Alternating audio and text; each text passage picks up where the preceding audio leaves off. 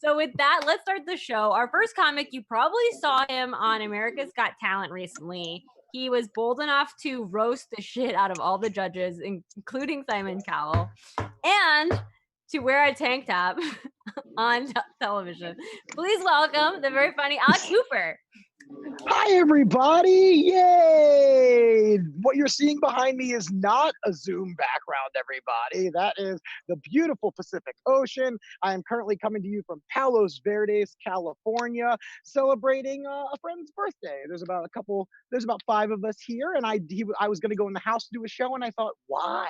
Why on earth would I do that when I can have this lovely pink dolphin flying around in front of the Pacific Ocean? My birthday was a week ago, and I celebrated by going to a nude beach for the first time because I finally realized I look exactly like the type of person who would go to a nude beach. And you got to play the part, everybody. And I went completely by myself.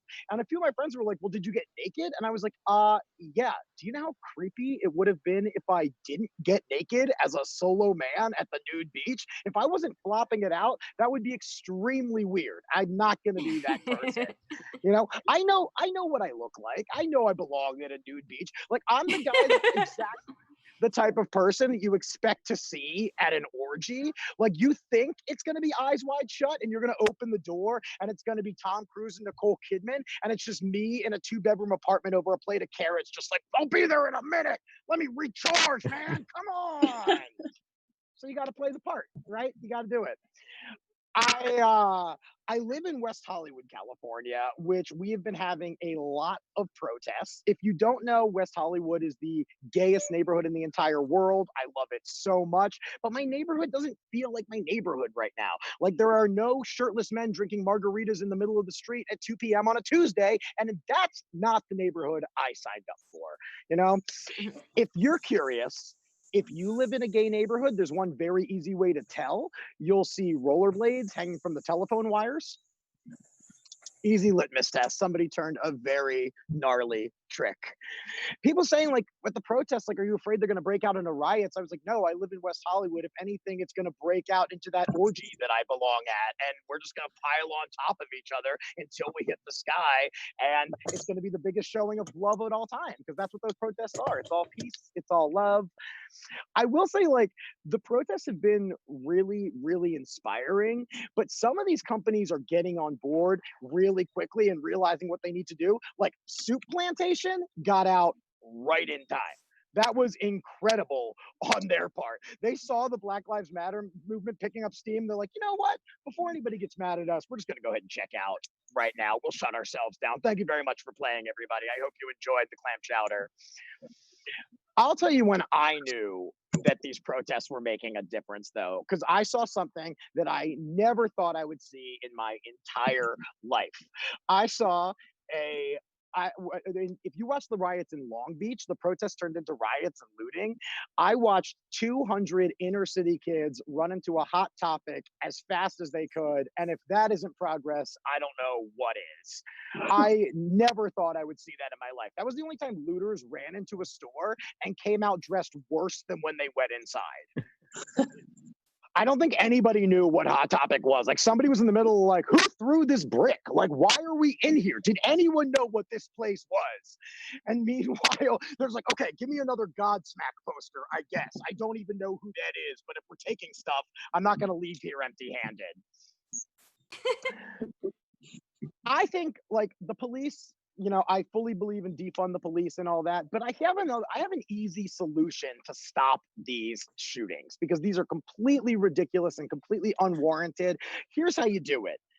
Let the dog carry the gun. Let the cop dog carry the gun. K9 millimeter. Because if a dog shoots you, you know you messed up. If you ever tried to run away from a dog, they're not going to shoot you. They're just going to go chase you and bring you right back.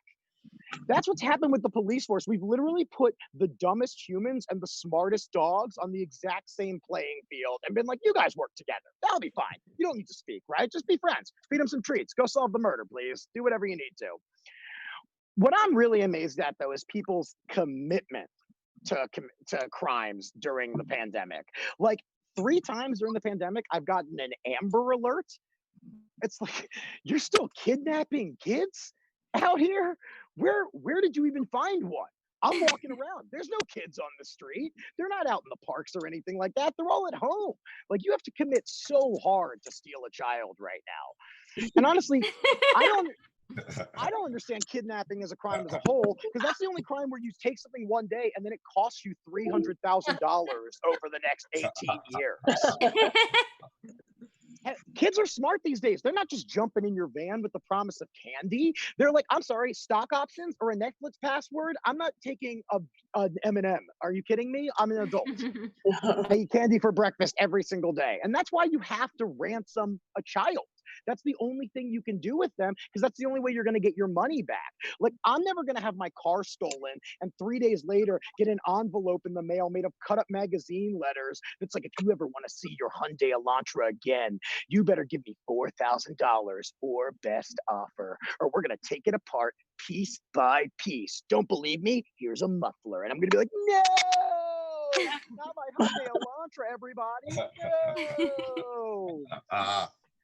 I want to say one last thing before I I mean, I was going to say get out of here. I'm going to really relish in where I am.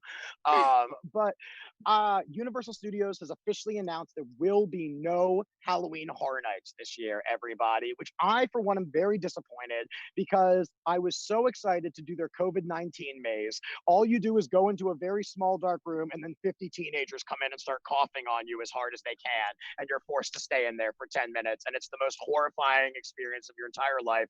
Fully worth the $180 to get the front of the line pass. I think that's always been my problem with Halloween Horror Nights, is like, these are not scary things. Ghouls, monsters, zombies, none of that's real. I need to be actually scared. Like, my Halloween Horror Nights, I want to walk into a maze and it's a classroom full of people and they're just staring at me because I didn't know I had a presentation that day. And then I just have to give the presentation completely blind. And then I go into the next maze and it's a waiting room at Planned Parenthood. And then my ex-girlfriend comes out and goes, you know what? I think I'm just going to keep it. And I'm like, no! That's the scariest thing I've ever been through in my entire life. Well, guys, I have a very dramatic closer since I can do it. I just want to say thank you to everybody that's here. Watch me on America's Got Talent this season. I would love that. And here's my closer, everybody.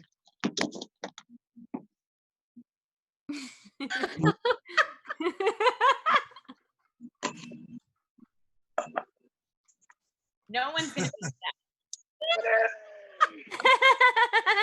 that. Amazing. Alex Super, everybody. Oh yeah. Adding a physical challenge element to the show.